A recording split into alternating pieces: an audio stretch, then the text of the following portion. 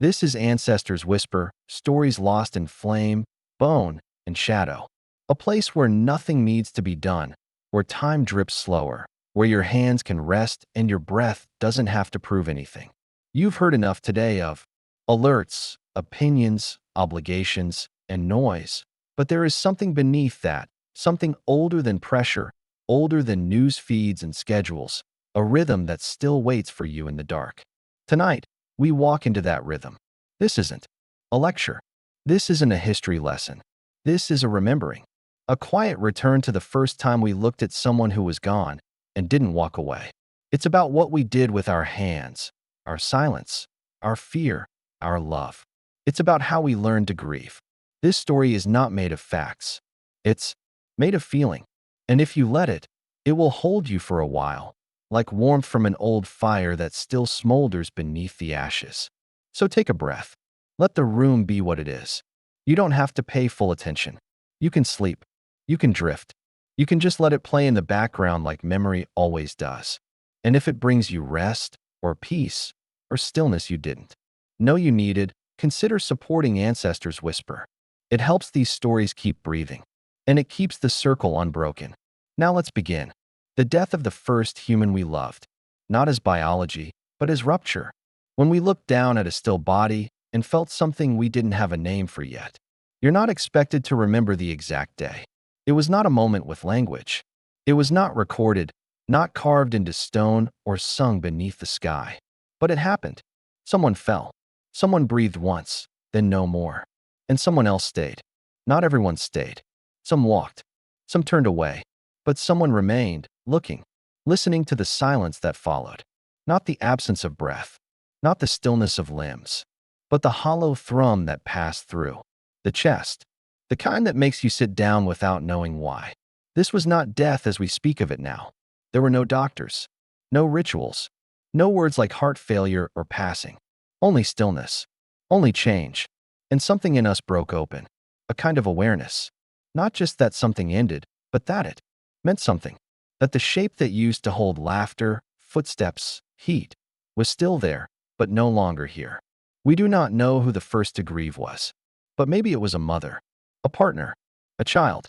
Maybe the one who died had a limp, or laughed too loud, or brought food no one else could find. Maybe they were not important in any known way, but someone cared.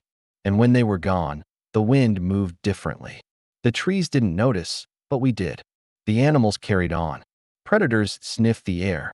Birds lifted into sky. Insects gathered.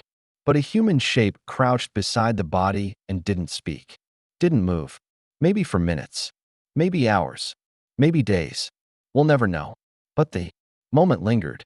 It carved itself into the soul of our kind. And from that moment on, we were not only living creatures. We were witnesses to death.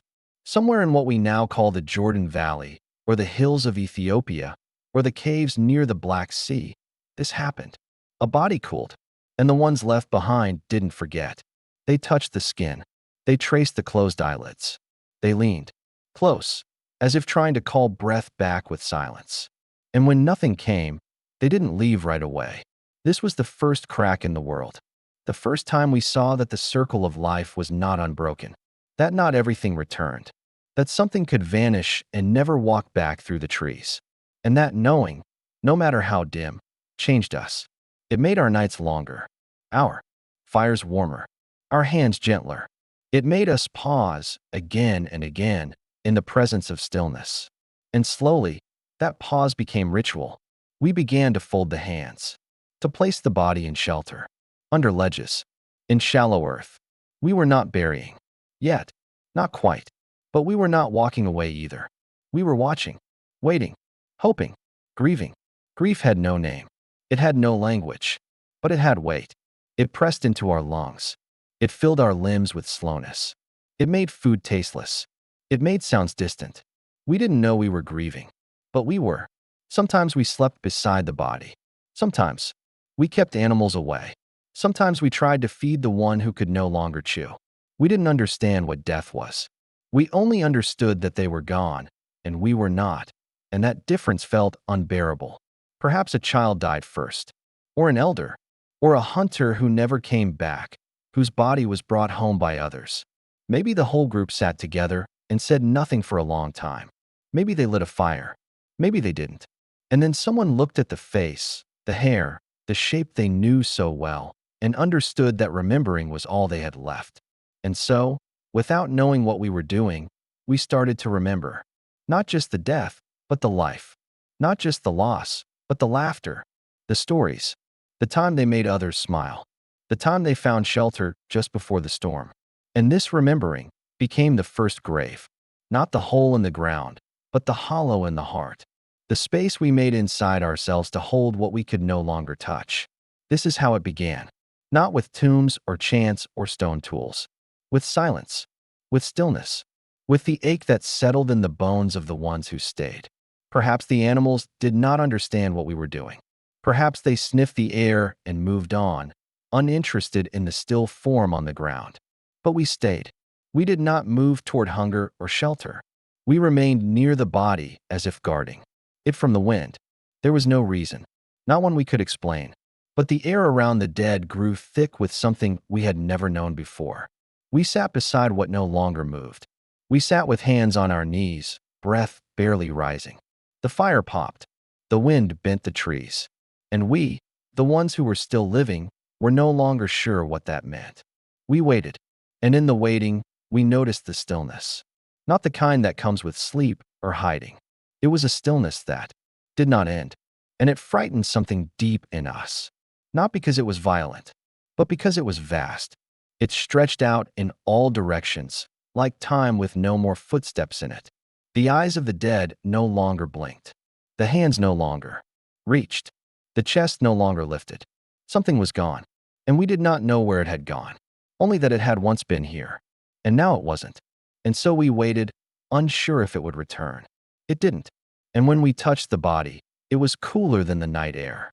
Our ancestors, still without language, still without ritual, felt a change in the air they could not explain. They pressed their fingers into the chest and felt no beat. They looked at the mouth and heard no breath. And something ancient inside them ached. Not because they knew what death was, but because they knew this had never happened like this before. Something had been taken, and it left behind a silence that didn't pass. In those earliest moments, before grief had a name, before gods had been carved into stone, before we had built stories to explain where the soul might go, there was only pause. There was only the hush that swept over the group as they sat in a loose circle, staring at what used to be someone. They did not look away. They did not know to look away. They felt the weight of the moment like an invisible pressure behind their ribs. It made their throats tight. It made their limbs heavy. And one by one, without speaking, they began to reach out, not to wake the body, but to understand it, to feel the line between presence and absence. And maybe it was here, in this pause, that awe was born.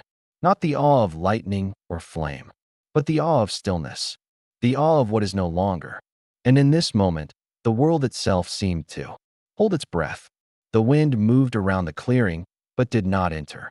The leaves whispered, but no animal called out. The night sky, with its cold stars, watched in silence. And we watched too, not with curiosity, but with reverence, because something sacred was unfolding in front of us. Something final, something we could not undo. And so we learned to stop. We learned to stay beside the ones who stopped breathing. We learned to wait. And in waiting, we listened, not for a sound, but for a feeling. We felt the boundary that separated the warm from the cold, the living from the gone. And we didn't understand it, but we knew it was important.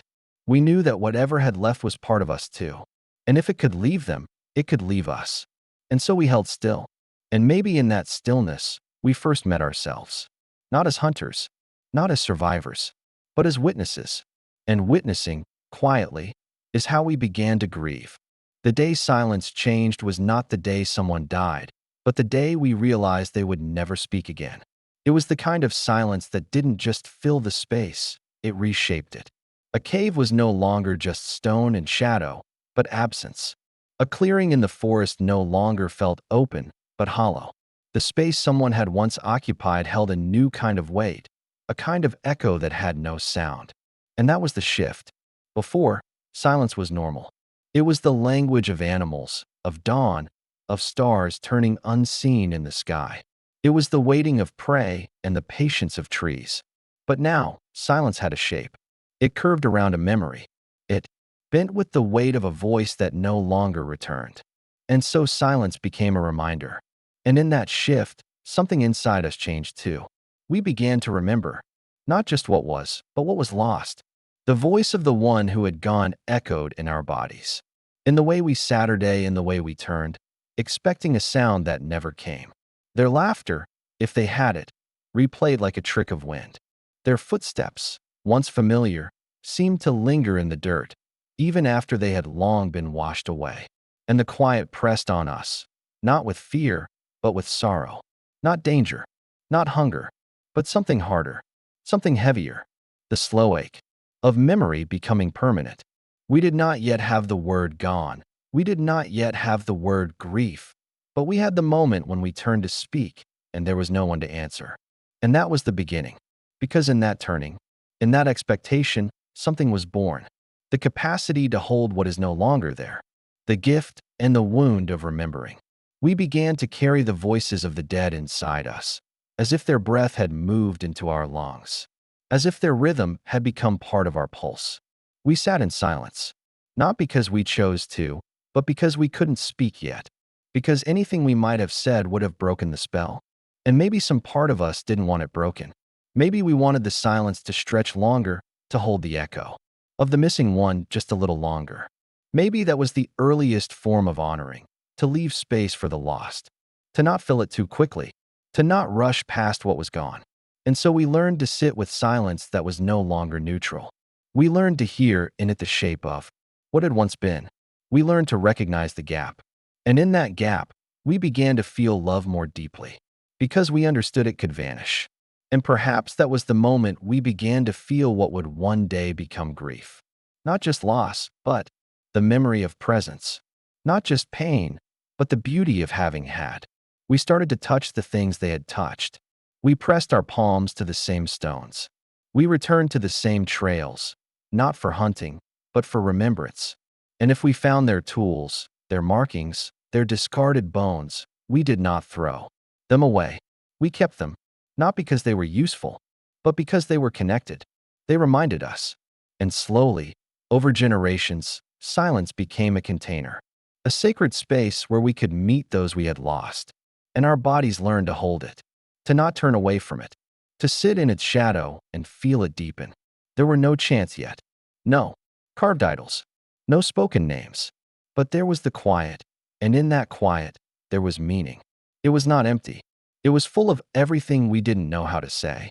And we began to notice that each death made a different silence.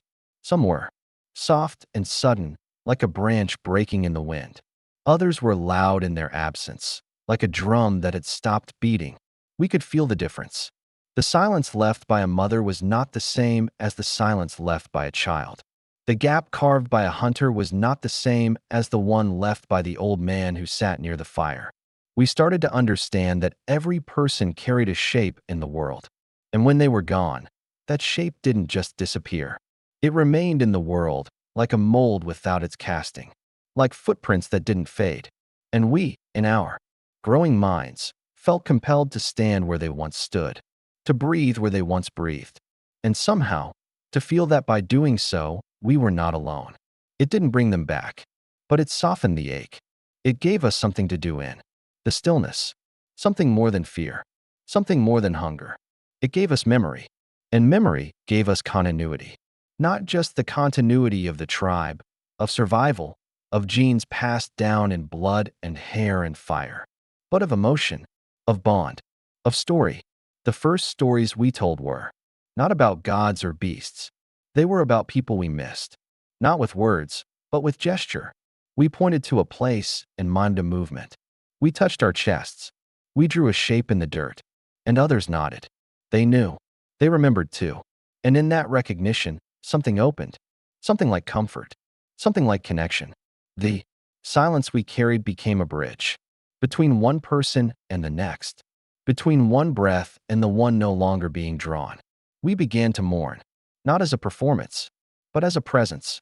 a presence with no voice, no song, only stillness, and the strange, shared weight of memory settling like ash over the fire of our lives.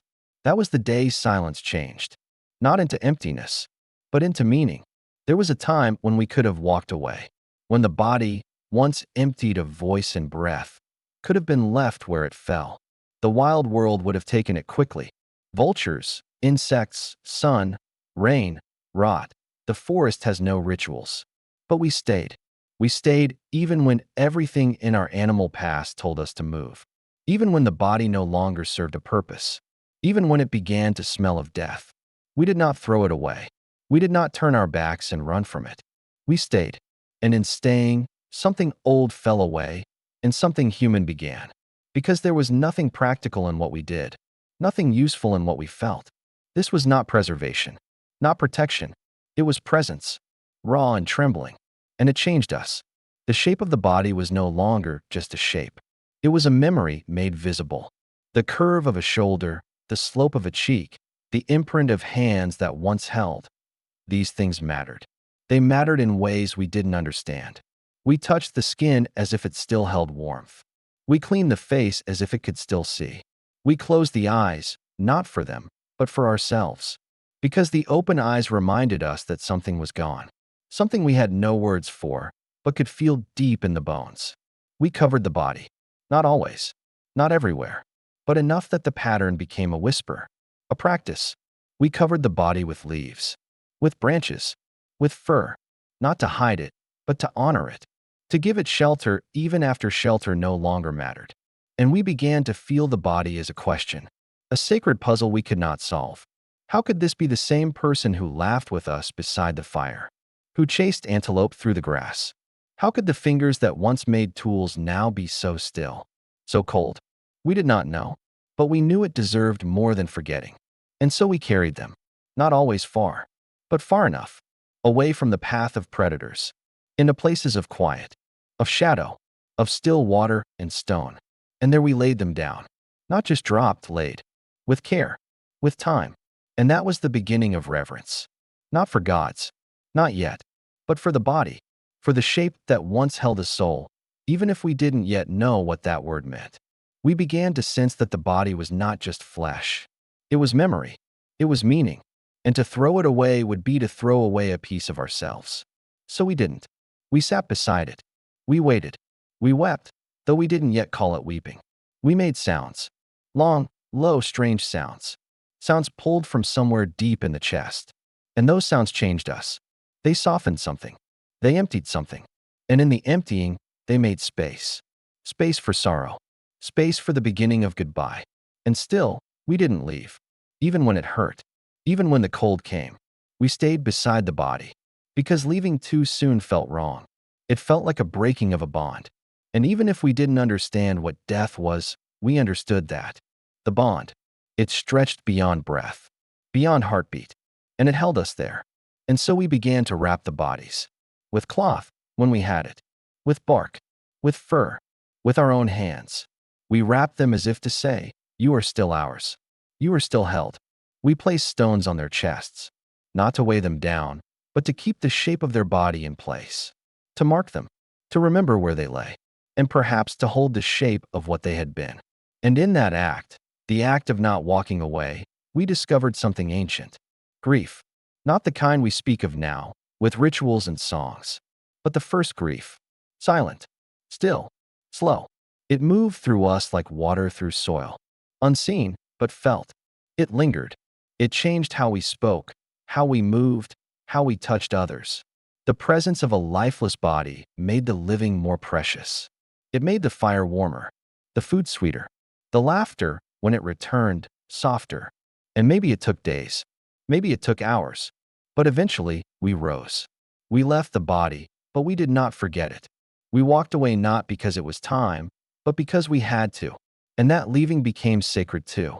A second wound. And we returned, sometimes, to the place where they lay. We left tokens. A shell. A stone. A carving. A feather. Things that meant nothing to the world, but everything to us. Things they had touched. Things they had loved.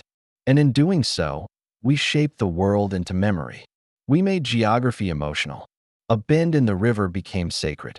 A tree near the cave became a place of tears. And as generations passed, we passed those memories down. We pointed and said, "Here. This is where she rests. This is where he dreamed." And memory became place. And place became sacred. And all of it came from that one moment when we could have walked away and didn't. That one moment when we saw the shape of a body and felt something more than flesh.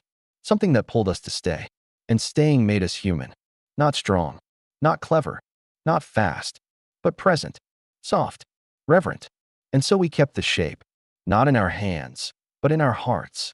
Not in our language, but in our longing. We learned to love not just what lives, but what leaves. We did not yet know the word for burial. There was no ritual, no spoken meaning, but we knew the shape of care. We knew the weight of goodbye. And so we knelt. We dug, not with tools, at first, but with hands, with stones, with bones, with fingers, scraped raw by earth. Because something inside us said this body cannot be left to scatter, not to the wind, not to the claws, not to the silence. This body mattered, and the world needed to know that. The world needed to see that someone had loved this shape. And so we began to dig. Slow at first, unsure. The earth was cold. It resisted. It did not open easily. But we pressed on, because this was not about ease. This was about reverence, about placing someone not on the ground, but into it, under, sky under soil. And that was the first burial, not with flowers, not with prayers, but with longing, raw, trembling longing, to keep someone safe when safety no longer mattered, to hold someone close when they could no longer feel it, to protect the body from what the wild world would do to it, and also, maybe, to protect ourselves from the sight of decay, from the ache of absence, from the cruel way time forgets the shape of faces. And as we buried, we remembered, not in words, but in feeling. In the press of dirt, we told stories. With every handful of soil, we whispered, "You were here. You made us laugh. You held our child. You ran with us through the tall grass. You sat beside the fire and shaped flint with hands that are now still." And the earth received all of it, not just the body, but the emotion, the grief, the memory, the ache. It cradled the body as we once did. It wrapped the dead in roots and silence. And above, the sky watched, unmoving, unchanged. But maybe in our minds, the sky began to witness, to see, to remember. And that was the beginning of sacred space. Not temples, not shrines, but mounds of earth, shallow depressions in the forest floor, gentle ridges along riverbanks, places where the soil held not just death, but love. And so we began to return to them, to visit, to sit, to remember. And sometimes we brought things. Not always, not often, but enough. A stone carved with lines, a tooth, a feather, a bone, flute. We left them there, beside the body, or on top of the soil, not because they had value, but because they had meaning, because the dead had touched them, or because they reminded us. And this was not yet religion, not yet culture. It was instinct, a deep, wordless knowing that to bury someone was not just to dispose of a body. It was to declare their existence, to say you mattered, and maybe to hope that someone would do the same for us. That when our time came, we too would be carried, cradled, covered. And so burial became memory. It marked us. It marked the land.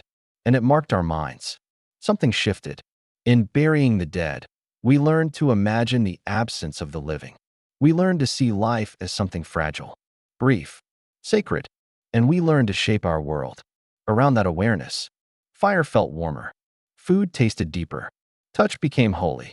Because we knew, at least now, that everything ends. And burial became the line we crossed. The moment when love met loss and refused to let go. The moment when we, as a species, chose to feel rather than forget. Chose to carry rather than cast off. Chose to kneel and dig rather than turn away. And though we didn't yet have names for it, something spiritual was born in that soil. Something like meaning. Something like soul. And the soil received it all and kept it. For thousands of years, it kept it. Under sky, under soil. Quiet. Waiting. Whispering. We had touched the living in so many ways. To feed, to guide, to hold, to lift. But death changed how we touched. It softened something in us. Once the body had stilled, the gestures changed. And long before words for reverence, long before prayers, or rites or chants, our hands knew what to do.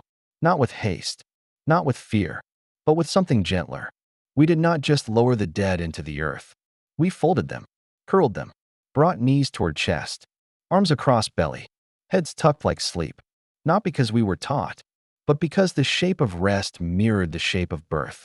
And maybe, without knowing, we were returning them to the shape they came from. Womb-like, enclosed, safe. And this was not always done the same way. In some places, bodies faced the rising sun. In others, they faced home. Some had tools placed beside them. Others were left with nothing but the earth and the sky. But everywhere, there was the same quiet tenderness. The same human impulse to arrange the body, not abandon it. To tuck it, cradle it, like a child. And maybe, in those moments, we did not see the dead as gone. Maybe they were simply sleeping. Maybe we thought they might wake. And we wanted them to wake in comfort, in warmth, in a position of peace. Or maybe we knew they would never wake. And still, we did it. Because grief made us gentle. Because mourning made us careful. Because something inside us refused to let death end care. Our hands learned new languages. Not of utility, but of sorrow. We brushed dirt from cheeks, closed eyelids, arranged fingers, smoothed hair. And though we had no audience, no crowd, no need to perform, we did it anyway. It was for us, for them, for memory. And in doing it, we found a way to speak what could not be spoken. We found a way to say, "I'm sorry you're gone," without making a sound. The folded body became our first poetry. The curve of bone became our first prayer. And in those shapes, fetal, resting, enclosed, we placed not just the dead, but our longing. Our hope that they were held by something more than us. That even if their breath had stopped, something else might carry them. And the hands that folded others remembered that feeling. They carried it back into the living. The same hands that, buried, became gentler when they touched a child, or a partner, or a stranger, because they knew now what absence looked like. And that knowledge never left them. In caves, we see it. In shallow graves beneath cliffs. In burials tucked beneath overhangs and hearths. Again and again, the body placed with intention. Not thrown, not discarded, but placed, arranged, loved. And sometimes we wonder why. We who dig up these bones. We who measure their angles and catalog their positions. We ask, why did they bend the legs this way? Why tuck the arms so close? And the answer is not found in analysis. The answer is in feeling, in the aching silence of loss, in the ancient softness of hands that learned, for the first time, to hold what could not hold back. Hands that folded others, not because they had to, but because they could not imagine doing anything else. And in that, we began to become human in a new way. Not just through fire or tools or language, but through grief, through tenderness, through the decision to stay, to hold, to place, and to let go, all at once. And so, the dead shaped the living. Their stillness shaped our motion. Their silence shaped our touch. And our hands remembered, always remembered. We did not always understand why we placed them there. At first, it may have been chance. A flint blade left near the hand. A cracked bowl not far from the foot. But over time, it became clearer. The pattern was too consistent to be forgotten. And the longer we watched, the more we felt it, that the stones we placed were not mistakes. They were memory. They were offerings. Not of currency, not of magic, but of meaning. In a world where we had no books, no carvings, no graveside poems, we wrote our farewells in objects. In bone tools worn smooth from years of use. In necklaces of shell worn down from the brushing of fingers. In a stone that once sat by a hearth, now resting beneath the curled hand of the one we loved. This was not about giving the dead things they could use. It was about leaving behind something that said, "I remember you." And maybe more than that, something that said, "You were here. This mattered. You mattered."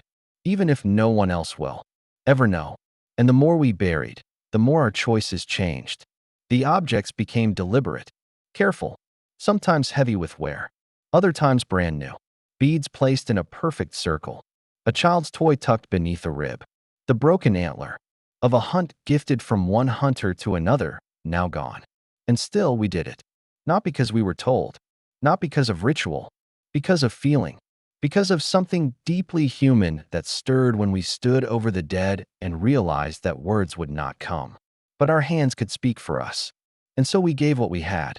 Not everything, not nothing, just enough. Enough to say, this was a life. Enough to whisper, this was a bond. And in that whisper, we found language. Not spoken, but shaped. In circles of stones around the skull. In bone beads clutched in the palm.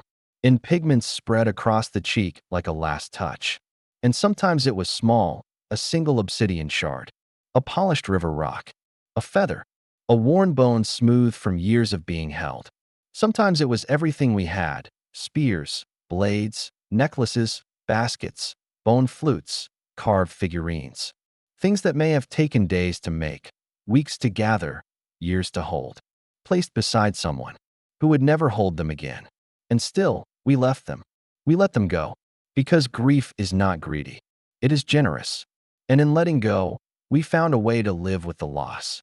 To say, if you can't have breath, at least you can have this. Something from us. Something of us. A memory made solid. A love made visible. And not just for them, for us too. Because in returning to those graves, in sitting beside them days or moons later, we could see the beads and know the bond had not vanished. We could touch the tools and feel the hands that once gripped them. We could remember the sound of laughter, the weight of footsteps, the stories told by firelight, all through a shell, a stone, a shard of bone. And perhaps that is what made us human. Not the fire, not the hunt, not the words, but the pause. The act of stopping and giving and kneeling and remembering. Not just the dead, but the way they shaped us. And maybe we didn't know why it mattered. Maybe we didn't have gods or heavens yet. Maybe we didn't believe in anything beyond what we could see. And yet we gave. We left behind the precious and the personal. Not for gain, not for reward, but because something inside us knew that to love someone was to mark their passing. To love someone was to place a part of your own story beside theirs and walk away a little emptier, a little more human. And as the centuries turned, as the earth covered and uncovered those gifts again and again, it was not the bodies that told the story, it was the stones, the beads, the carved bone and pigment traces. These were the echoes that survived. And through them, the long trail of feeling, the lineage of care, the inheritance of sorrow. And we, the distant descendants, kneel now beside those ancient graves and hold those small objects in our hands and realize this was not just archaeology. This was grief. This was memory. This was the first language of love written not in ink, but in gesture, in placement, in the silent, tender gravity of leaving behind a part of the living with the dead. The stones we placed with them were not just stones. They were the shape of goodbye, the weight of meaning, the first poems we ever wrote, without knowing we were writing at all. She was always there, long before we knew her name, long before we imagined gods or traced constellations or carved the sky into stories. She watched. And we, in our grief, began to notice, not just her light, but her return, her rhythm, her silence. It was in the nights after death that we felt her most, when fires dimmed and voices faltered, and all that remained was the ache. She rose. Not fast, not bright, not demanding, just present. In that stillness, the moon became more than a light. She became a listener. We gathered around bodies cooling under stars, and she hovered above, unmoving, unblinking, and something in us softened. We did not yet speak of comfort, but we felt it. A rhythm beyond decay, a pattern beyond the rupture of a single life. The moon became the breath we couldn't take, the pulse that hadn't vanished. And so we looked to her, night after night, as if asking, will you remember what we've lost? And she did. In every waxing curve, in every silent descent, she returned. Not to fix, not to speak, just to stay. And that staying became sacred. We noticed how her light touched the dead, how shadows played differently when she was full, how the soil shimmered faintly on nights when tears fell without sound. And in her turning, we saw cycles, not ends, not vanishing, but motion, return, rhythm. Some say we counted time by her, but perhaps we were counting longing, counting the days since a goodbye, since a burial, since the silence began. And in that counting, we learned the shape of grief, how it loops, how it dips, how it brightens and darkens and then starts again. The moon taught us this, not with words, but with presence. She became the first witness to mourning, the first ritual that needed no altar. We would sit, curled beside fresh graves, and feel her above us, as if the sky itself had not forgotten. And slowly, slowly, the moon entered the stories. A pale mother, a silver guide, a companion of sorrow. We carved her into stone, traced her into bones, painted her across cave walls not to glorify, but to hold on, to say, she was there, she saw it, and maybe, just maybe, she remembers. And in those early nights, when grief was raw and language still new, we named nothing. We explained nothing. We simply watched as she rose, again and again and again. She was not ours to command. She did not bring the dead back, but she brought something else. Rhythm, return, the first comfort. And in that comfort, we found sleep. We found breath. We found the strength to wake up the next day and go on. And so she became part of us, part of mourning, part of love. The moon that watched us weep did not dry our tears. She did not end the sorrow, but she stayed. And in staying, she taught us that grief is not a mistake. It is a rhythm, and we are not lost within it. We are held. We did not bury them just anywhere. Even when we had no words for grief, we knew how to protect, how to place, how to choose a place that spoke with silence. And again, our feet carried us to the same kinds of places. Ledges, overhangs, shallow caves, the mouths of sheltering stone, places where the wind softened, where rain paused, where light came in only slowly. Maybe it was instinct. Maybe it was memory passed without language. But something in us chose these hollows, these echoes, these quiet cradles of the earth. We found the places where shadows fell gently, and we laid them there. Not because they were convenient, but because they were right. Because there was something in the shape of the rock, in the curve of the cliff, that felt like an answer. Not to death, but to what remained, to what we carried after. And so we tucked bodies beneath limestone arches and behind veils of ivy. We set them beneath sloping roofs of ancient stone, beneath overhangs that had waited millions of years for something to protect. And it wasn't always deep. Not the bellies of caves, not the underworld. Sometimes just a dip in a hill, a bend, beside a stream, a crack in the cliffside wide enough for one body and a memory. And we did it again and again, from what is now France to what is now Indonesia, from the mountains of Georgia to the banks of the Nile. The pattern stayed, not by accident, not by tradition, but by something older, something quieter, a need, a knowing, that death needed a threshold, that memory needed a place to rest. And so we gave it one. We let the stone become keeper. We let the ledge become altar. We let the cliff become witness. Sometimes there were markings, ochre streaks on walls, charcoal handprints, bones arranged in a ring of teeth or stone. But often, there was only the body, and the shelter, and the air, and that was enough. We returned to those places. We knew where they were, even without maps or graves. Even after moons had passed and rains had fallen, we came back, not to unearth, not to wail, just to sit, just to be near. And in that nearness, the land itself became memory. The cliff became a face, the cave a breath, the stone a silence that understood us. And we understood it. There is something holy in that. Not holy in the way temples are, holy in the way absence is, in the way a space, once filled by someone we loved, never quite feels empty again.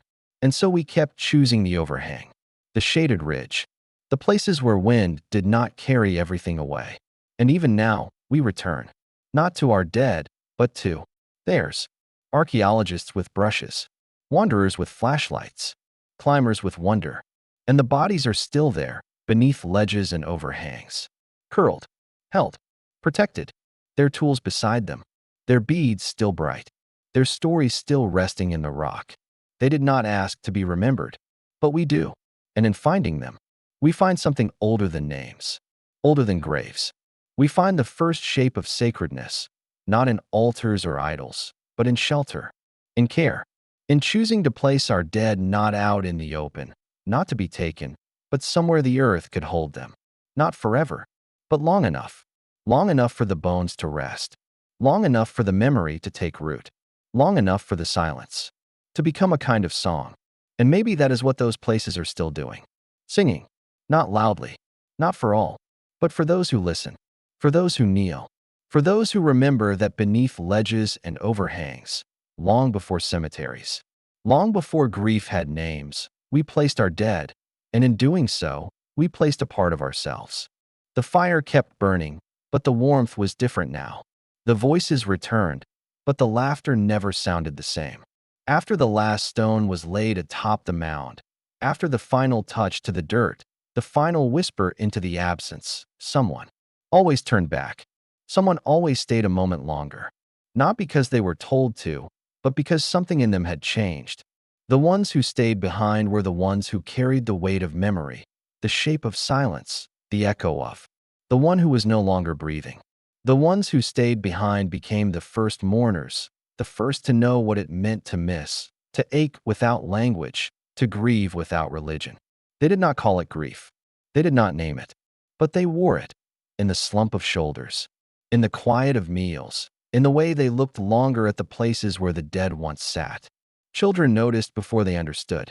Elders remembered more than they could explain. And those in the middle, they were the ones who carried forward. They began to change how they lived. The path to the water was taken more slowly now, because that was where he used to walk. The berry grove was visited with a gentler hand, because that was her favorite place to gather. Even laughter, when it returned, came with a kind of permission, as though they waited to be sure it was. Aloud, the first stories we ever told were not about gods or beasts, but about the people who were gone. We told them by firelight, not because we liked the sound, but because we could not bear the forgetting. We began to notice their things, a broken tool, a worn hide, a shaped piece of stone, and could no longer see them as just objects. They became reminders, relics, weights and wings. In some corners of our minds, the dead still spoke, not with words, but with presence. Dreams carried them, winds carried them. The smell of the earth after rain could carry them. And so we began to live differently, more slowly, more deliberately. We began to carve not just for survival, but for remembrance. We sang to the sky not just to call the sun, but to say we still remembered. And when new life came, a birth, a child's first steps, the bloom of new fire, we looked to the spaces where the others once were and felt the ache again. The ones who stayed behind also changed the group. The clan shifted around the wound. Sometimes it made them kinder. Sometimes it made them afraid.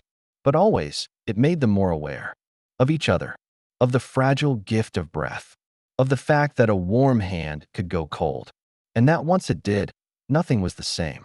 Some began to create marks in stone, lines, dots, scratches that meant something to them, a name, perhaps, or a day, not to be read by others, but to make real the memory that might fade.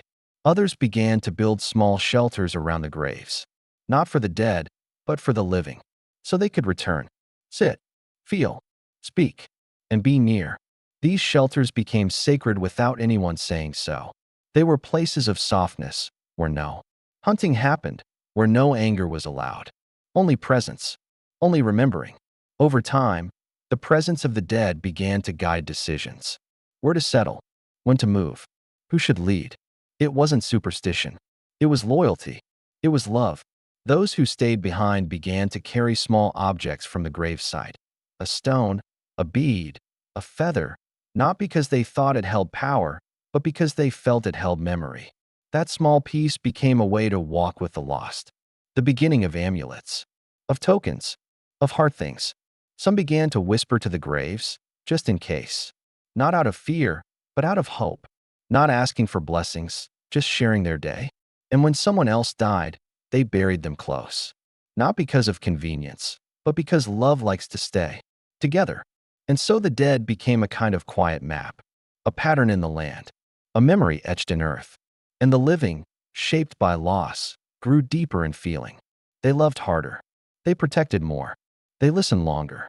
And sometimes they smiled for no reason, because they imagined the one who was gone would have smiled too. And in that quiet, in that continued reaching back, the soul of humanity deepened, not through language or law, but through presence, through staying behind, and staying soft, and staying human. Fire had always been a wild thing. Long before it obeyed us, it frightened us. We watched it race through dry grass, leaping from tree to tree with a roar that shook the birds from their sleep. We saw it rage in the night, brighter than the moon, licking at the sky with tongues that could eat a whole forest. And yet, it called to us. We crept closer. We brought meat to its edge.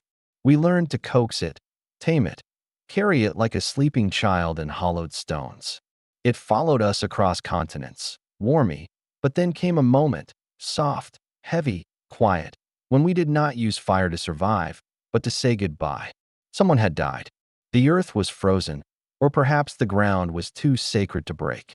Wolves circled in the shadows, so we turned to fire not with fear, but with reverence. We laid the body beside it, not to burn away shame, but to lift the spirit, to give the wind something to carry.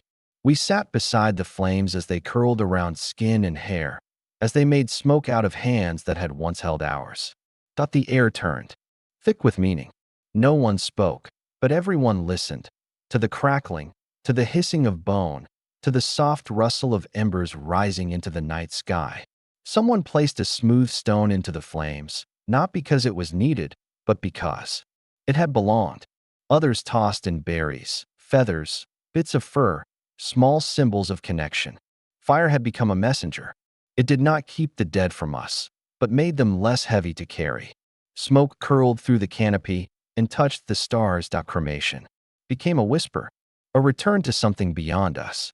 Ash floated on the breeze, settled into rivers, clung to bark. We wore it on our foreheads. We buried it in baskets woven by hands that once braided hair. We carried it to mountain edges and let it fall like snow into the valleys. In some places, we kept the ash in sacred spaces. In others, we scattered it where the person had laughed. Fire allowed us to unhold gently, to watch transformation instead of absence. And still, we sat by the flame. Later, stories formed. They said fire carried voices, that the crackling was the dead speaking back. Some tribes believed the smoke traveled directly to the ancestors. Others said it joined the moon's breath, helping her change shape. But always, it was the silence that came after, the hush in the ash, the gentle stillness that made it sacred. We saw fire not as consumption, but as reminder, not as an end, but as a door. Our hands, blackened with soot, learned to fold in. Thanks. Our eyes, swollen with. In caves now lost to time, soot marks remain on walls where bodies once burned. In layers of ash buried beneath sediment, archaeologists find fragments of bone, curved like sleeping fish. They wonder at the ritual, the care. But for us, it was never about ritual. It was longing. It was the need to not let a body be only a body. It was the ache that asked for softness, even in flame. The ones who lit the pyres were often those who loved most, and they stayed long after the fire had faded. They stayed. The ground beneath us was never just dirt. Even before we gave it names or borders or stories, it held things for us. Footprints, fire pits, the shapes of sleeping bodies. When someone we loved became still, the earth was not just where they lay. It was where we asked it to remember. It was where we pressed our grief, our all, our unfinished goodbyes. And slowly, the dirt began to speak. We noticed the way certain places felt different after a burial, the way the grass bent differently there, or how the animals paused before crossing it. The wind changed, too, not louder or softer, just older, as if the soil had taken something in and would not give it back. And maybe that was the beginning of sacredness, not from gods or spirits, but from the weight of love left behind. We didn't call them tombs. We didn't call them altars. But they were more than earth. They were held. Burial mounds rose like soft bruises on the land, not towering monuments, just subtle hills that told you someone still mattered. Inside them, bones wrapped in hide, red ochre dust staining the skin like sunrise. Around them, stones arranged not by accident, but by hands that needed to mark the loss. We didn't build temples, but we built memory. And memory had a shape. It had a slope. It had a direction. Always facing the sun. Always close to water. Always near the places we returned to. In what is now called Ukraine, in fields brushed by long winds, ancient graves still whisper under the soil. Archaeologists brush away centuries to find a mother and child curled together, dusted with ochre, their hands still nearly touching. Nearby, a fox jaw, perhaps once worn as a necklace. These things were not just buried, they were given, placed, woven into meaning. The ground did not forget. Even when we moved on, even when the seasons shifted, the dirt held its shape. The mound did not flatten. The silence stayed. Sometimes, the dead were buried beneath the floors of our homes, as if we could not bear to leave them outside. Their presence warmed the air, even in silence. Sometimes, we carved stones to lean over them, not to say here lies, but to say we remember. And sometimes, we returned to the same hill, the same bend in the river, to lay down another body, because grief does not spread evenly. It pools. It returns to its own shape. Soil became sacred not because it belonged to a god, but because it held what we could no longer hold. It became a second skin. We covered the dead not to hide them, but to keep them, to make sure they did not drift too far. The earth was our first archive, not of events, but of emotion. Every layer told a story, not of wars or kings, but of absences, of people who once laughed, of voices once heard across a valley. We walked over old graves without knowing, but the ground knew. And sometimes, in the stillness of twilight, we paused for reasons we couldn't name. Our feet had memory. Our hearts recognized a place, even if our minds didn't. This was the beginning of ancestral land. Not ownership, not territory, but memory that lived in stone and root and shadow. This was why we stayed close, why we circled back, why we sang to the hills. Red ochre stained the soil wherever we buried. It was not blood, not paint, but something in between. A way of saying, this body once moved. This person once mattered. We pressed the dust into skin, into grave walls, into the handles of tools left behind. We were marking not just a life, but a bond. And even when the names were gone, the stain remained. Even when the body turned to bone, the shape of love stayed. In some places, we began to raise mounds over the dead. Not tall enough to be towers, not wide enough to be cities. Just enough to say, this matters. This happened.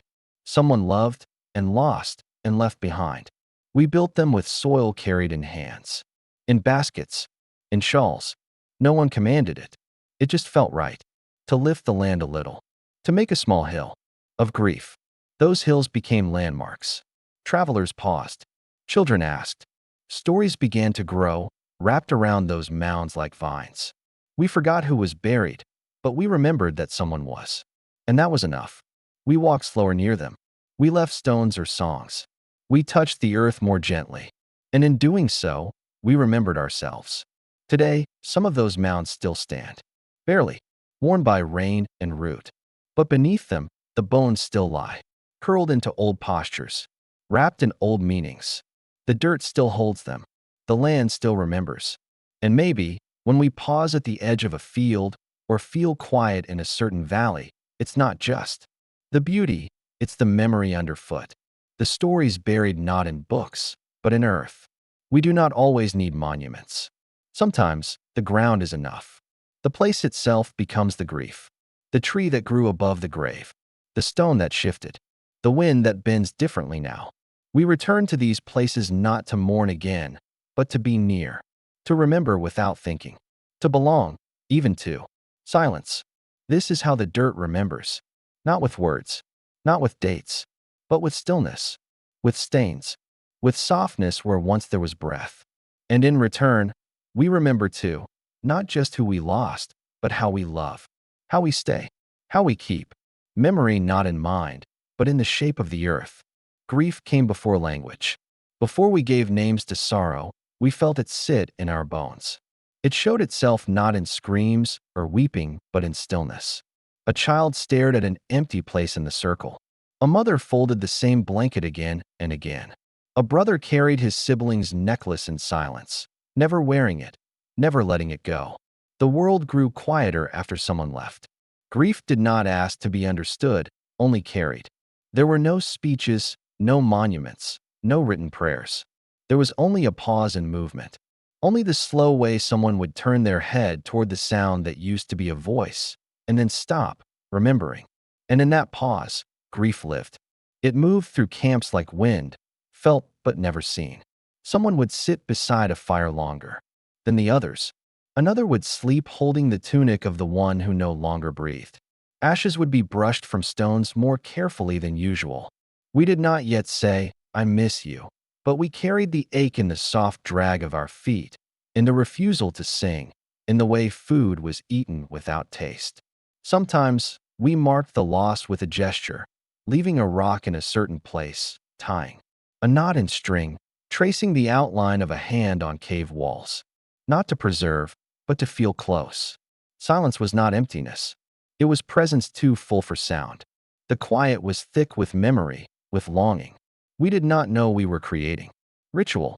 We only knew that grief needed space. So we built that space with what we had: time, touch, shadow. When someone died, we changed. Not always with tears, but with small, deliberate acts. The way we touched others changed, slower, more conscious. The way we sat changed, closer or farther, depending on the wound. When one left, the rest became watchers. Watchers of the sky, the flame, the soil, and of each other. A gesture done once became a gesture repeated. A pattern, a ritual, not invented, but discovered. Grief taught us to hold without holding, to say without speaking, to remember without remembering every detail. And it stayed with us, not like a ghost, but like breath.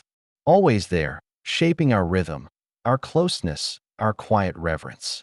And so even now, when we grieve, we fall into these old patterns. We light candles. We stare into spaces once occupied. We fold clothes. We whisper names.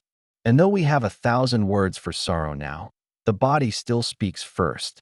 It speaks through still hands, long walks, and eyes that see every shadow as a return. Grief was the first ritual, born not from gods or laws, but from love interrupted. And in that interruption, we became more human. The path that led us back was not a road in the way we think of roads now. It was not carved or planned or paved. It was remembered through footfalls, through repetition, through the rhythm of returning. We came back because something inside us could not let go.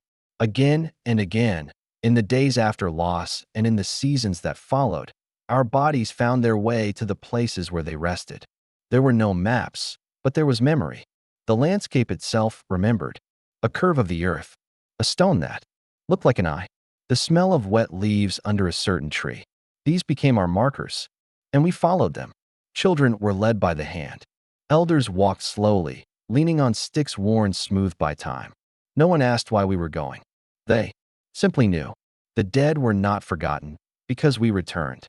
We sat in the quiet. We touched the soil. We traced our fingers along the edges of old cloth or broken beads that still lay where we had left them. Our silence was not absence. It was presence. In a deeper way, we were there not to speak, but to feel, to remember by being near. Some brought water. Some brought small stones. Some just brought themselves. The act of walking became ritual. The path was not only to a grave. It was to memory itself. The movement of our bodies mirrored the movement of our minds, circling back to moments that shaped us. We passed familiar trees and recognized the way the light fell differently each season. Grief, over time, became landscape. It became part of the place, and the place became part of us. We knew the way even when the land shifted. We could feel the direction in our bones. Something pulled us, softly, toward those who had gone before us. And when we arrived, we knelt, not in worship, but in tenderness. We brushed away leaves. We touched the stones we had once placed. We whispered names into the earth, even when we didn't have words. The wind carried something back. Perhaps, not answers, but echoes, the kind that live deep in the chest.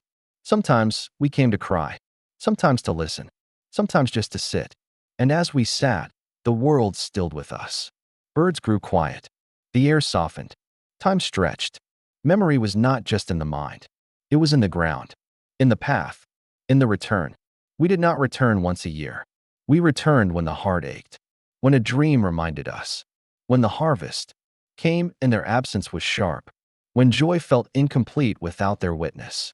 The return was never scheduled. It was natural, like sleep, like hunger, like breath. We came back because leaving was never complete. Part of us remained with them, buried, still. And we came to visit that part, to keep it warm, to remind it that it mattered. We could not save them from death, but we could save their memory from vanishing. And so the paths grew deeper, worn, not by wheels, but by longing. They became part of the village, part of the forest, part of the family story. Generations walked the same trail, not knowing how it began, only that it must be walked. And in this walking, we carried more than grief. We carried belonging, a sense that life, even when broken, was held by the earth, that those we lost were not gone, only waiting in silence. And we came back, again and again, not because we were lost, but because we knew exactly where to go. Before we spoke names aloud, before syllables were strung into sound and bound to meaning, there were other ways of holding memory. We remembered by presence, by the shape a person left behind, the space where they once Saturday the dip in the earth, where they had slept, the outline of their steps in the soft mud after rain. Absence had its own shape, and we learned to trace it like a familiar path. We carried their rhythm, not in language, but in movement, in the echo of their habits, in the silence they left in the morning. We carved their memory into how we did things, into how we lived. We mimicked their gestures unconsciously. The way they stirred the fire, the way they gathered berries or cracked bones for marrow. Long after they were gone, someone would do it just the same, and for a moment, we felt them close. This was how we remembered, not with names, but with gestures folded into the body. And when we sat at the edge of their resting place, we did not need to call them. Our presence said everything. The silence was full, the way we breathed slower, as if matching their rhythm, was remembrance. Without names, we used the sky, the moon that rose when they were born, the storm that came the day they left, the animal that wandered near as we mourned. These became markers, not stories exactly, but feelings tied to time. Each person woven into the seasons, into weather, into the whisper of leaves. And the others understood, not with words, but with glances, with the way we touched a particular tree or sat a little longer by the fire. The person was gone, but their rhythm lingered. It was never forgotten. It was only changed, held in the quiet choreography of memory. When language did come, slowly, like moss gathering on stone, it came first not to label the living, but to honor the gone. We learned to shape breath into memory, not to speak of the dead constantly, but to hold them more clearly. The first names may not have been names at all, but songs. Short tones of grief. Utterances made in moments of missing, perhaps not meant to last, but they did. Some sounds came to mean father, others friend, others still sorrow. And from these grew the roots of language, anchored in mourning, in rhythm, in love. But before all that, there was just feeling, and presence, and rhythm. We remembered not with our mouths, but with our bodies. We were memory walking. The dead lived not in stories, but in the tilt of our heads, the softness of our steps, the firelight in our eyes. They lived in how we moved through the world after them, not with names, but with knowing. And that knowing was enough. When we stood over their resting places, long before we whispered prayers or carved symbols into stone, there was a question that stirred inside us, slow and heavy like mist rising from soil. Did they hear us? We didn't ask with words, not yet, but with presence, with the way we lingered, with the way our hands hovered above the earth, hesitant, unsure whether to touch or to simply feel. We returned to where we laid them not for answers, but for echoes. And sometimes, in the rustle of leaves or the soft cry of night birds, we felt something stir back. Not a reply, not even a sign, but the sensation of being seen, somehow, from within the silence. When we cried, it wasn't only grief. It was communication. It was offering. It was hope that our sorrow reached them, touched them in whatever shadow place they had gone. Did they know we still carried them? Did they know the gap they left behind? And when we sat around the fire and told stories, just sounds, just feelings, were they listening from some place we couldn't name? Even then, long before belief, we wondered. We wondered whether the body was the end, or if what made them smile, or sing, or laugh beside the river had gone elsewhere. We didn't say soul. We didn't say spirit. We said nothing. But we felt it. We saw it in the way a child stared into the sky at night, searching, or the way an elder whispered to the wind before sleep. The mystery was not solved. It was held, respected. We built no gods yet, but we built moments, sacred in their quietness. And we spoke to the dead in silence, in gesture, in rhythm. When the wind circled back, we felt they had heard. When an animal came near without fear, we wondered if it knew something we didn't. Our ancestors did. Not believe blindly. They felt. They tested the air. They looked to the stars not for guidance, but for presence. Was that flicker theirs? Was that warmth a reply? We didn't need certainty. Only connection. The knowing that death was not a closed door, but a veil. Thin in some places. Thinner still on cold mornings, or under full moons, or just before a storm. Somewhere deep in the caves where we hid from the cold, someone whispered, not out of fear, but out of longing. And from that whisper came the idea that maybe, just maybe, they could still hear us. And if they could hear us, we were not alone. We were never alone. Not then. Not now. We didn't know what it meant, not exactly. We only knew it felt right, that when the sun dipped and the air cooled, something in us stirred, urging us to mark the moment. And so, we lit the fire. Not to cook, not to warm, not to see, but to remember. To keep something from disappearing. The flames became a language of their own, speaking in flickers, in shadows, in slow orange movement. The fire did not speak of gods. It did not summon the divine. It simply existed. And in its presence, we began to move differently. We sat closer together. We breathed slower. Someone placed a stone beside it, not out of necessity, but out of instinct. And then another person did the same. The stones circled the flame like memories orbiting the moment. There was no instruction, no command. Just a rhythm. Just a feeling that this mattered. And so it grew. The hum came next.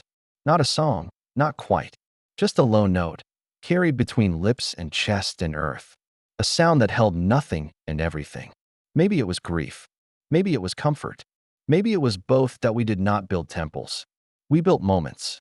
And in those moments, we felt something rise, not from the sky above, but from the ground beneath. Something ancient, quiet, and alive. A rhythm older than language. The fire became a place where time folded, where the living and the lost sat side by side, where memory warmed its hands and silence leaned in to listen. And though no one declared it, everyone felt it. This was ritual, not because someone said it was sacred, but because no one could deny that it was. Someone reached out and touched the arm of another. Someone laid a piece of food beside the flame. Someone whispered a name they never said aloud before. We did not know if the dead could hear. We only knew we had to speak. And so we spoke, not in sentences, but in gestures. A hand on earth, a finger to the flame, a breath held in stillness, a pause between movements.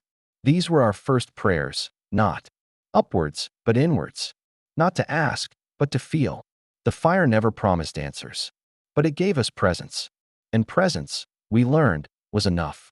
Because when the fire was lit, we remembered. And remembering was survival, not of the body, but of the bond, the unseeable thread between what was and what is. And the ritual wasn't in the fire alone. It was in the choosing to gather, to pause, to honor. The first ritual was not a ceremony. It was the refusal to forget. It was the simple, aching, beautiful act of lighting the fire anyway. And when morning came and the fire was only smoke and ash, we left something behind in its embers, a part of ourselves, softened and soothed. And we carried its warmth into the day.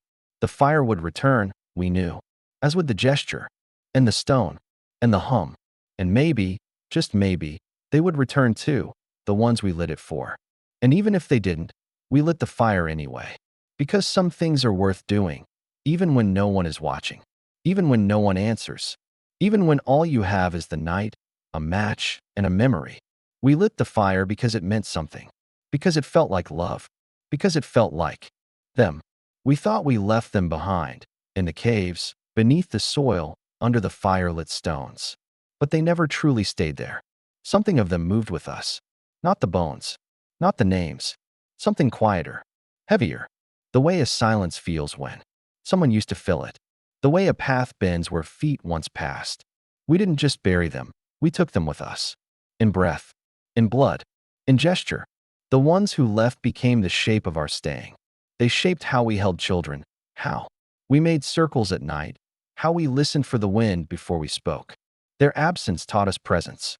Their stillness made our movements sacred. The ache they left behind became more than pain. It became rhythm. It became tradition. It became memory that didn't need words, that we began to feel them in our hands. In the way we smoothed earth. In the way we hesitated before leaving a place. We began to feel them in hunger, in warmth, in laughter, moments they no longer shared, but somehow made deeper. It wasn't haunting. It was echo.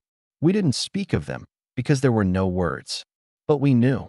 When we stood beside trees that outlived them, when we crossed rivers they never saw, we carried them. Not as thoughts, but as threads pulled, tight inside us. They were not above us, not below. They were through us.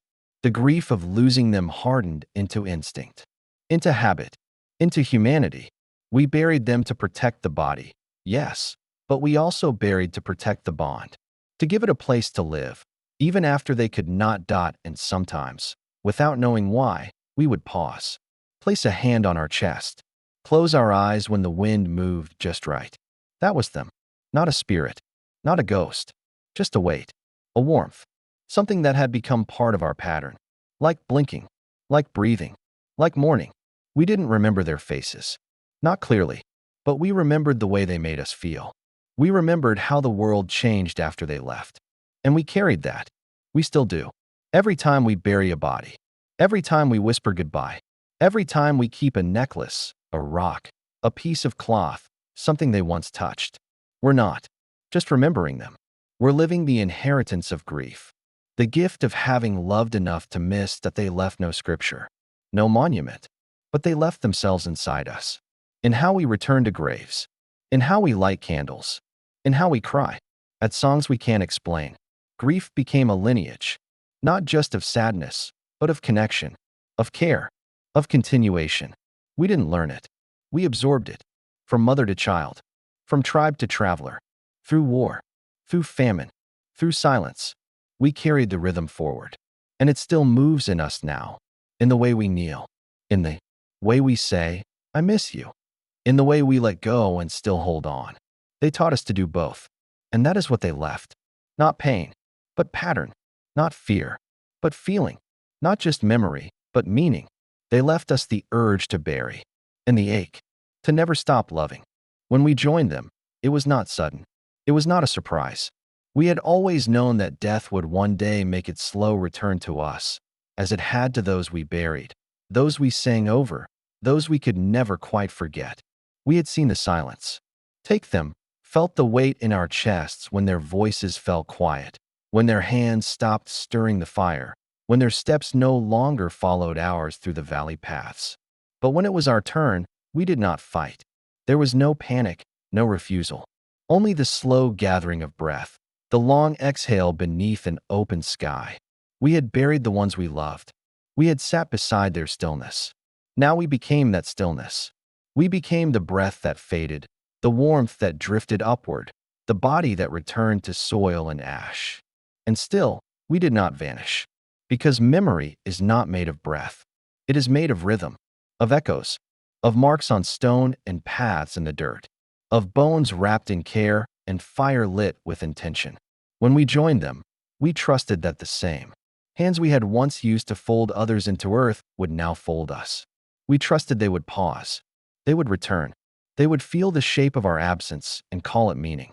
And somewhere inside them, the ache we once carried for those before us would become their ache for us. Not heavy, but deep. Not loud, but lasting. Because we had shaped them. With our love. With our grief. With the songs we left behind. Even if no words remained. We had shaped them with every stone we placed on graves. Every fire lit in mourning. Every time we returned to where someone rested and knelt without knowing why. When we joined them, we gave our bodies back to the world that made them. We let go of breath, yes, but not of belonging. Our names were never spoken, but they were. Known in the way we had lived. In the gestures we had taught. In the rituals that had grown from our silence. We became part of the rhythm of remembering. And in time, even our bones would speak. Not aloud, but through shape and placement. Through the care others took with us. They would find us curled in ancient soil, wrapped in red ochre, circled by beads or shells or stones, and they would feel that we mattered. They would not know our faces, our thoughts, our voices, but they would know we were loved. And in that knowing, we would live again. In the hush of grief, in the return to the grave, in the soft hands of those who came after, who carried our rhythms without realizing. We became ancestors not through greatness, but through grief. Not through conquest, but through care. And when we joined them, we did so without fear.